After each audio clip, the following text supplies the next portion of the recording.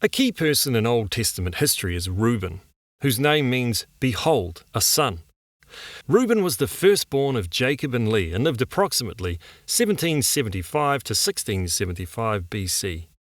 Despite growing up in a family with great tension between his mother and Aunty Rebecca, who shared both the same house and husband, Reuben turned out to be one of the more honourable sons of Jacob. His first courageous step showing strong character is recorded in Genesis. Reuben's younger brother, Joseph, had become Dad's favourite.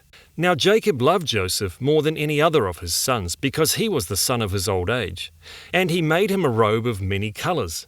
But when his brothers saw that their father loved him more than all his brothers, they hated him and could not speak peacefully to him. However, Reuben did not give in to petty brotherly jealousy.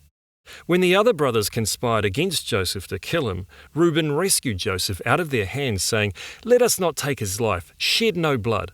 Do not lay a hand on him," hoping he could return Joseph to their father alive.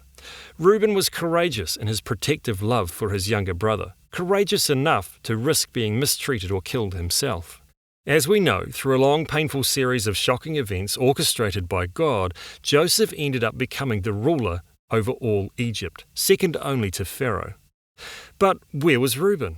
He was back in the family homeland, living amongst ongoing domestic hostility. Sadly, the conviction Reuben had showed with Joseph did not always dominate his character. Reuben's tragic fall from his father's grace came when he slept with his father's concubine. This crime was punishable by death and revealed a terrible downgrading of his earlier integrity. Even though Reuben demonstrated compassion for his aging father when he offered his own two sons as a guarantee for the safety of his brother Benjamin, he lacked longevity of strong character. Much later, when Jacob was dispensing his end-of-life blessings, he administered an alarming yet accurate summary of Reuben's life. "Reuben, you are my firstborn, my might, and the firstfruits of my strength, preeminent in dignity and preeminent in power. Unstable as water, you shall not have preeminence, because you went up to your father's bed. Then you defiled it." In the amazing grace of God, Reuben was not written off as a total waste of space by the Lord.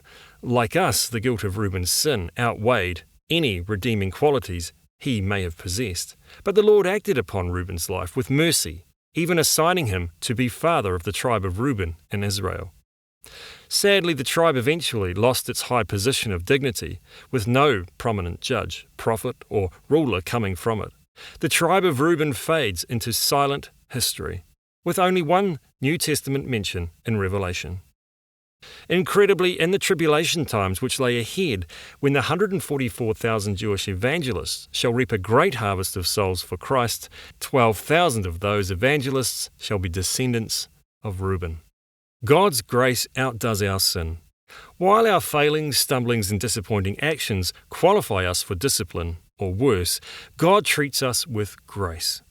Through Christ we have also obtained access by faith into this grace in which we stand, and we rejoice in hope of the glory of God. God's grace saves. His grace keeps. And His grace shall deliver us into His presence. Like Reuben, the Lord's grace covers our lives and our futures, regardless of our water-like characters.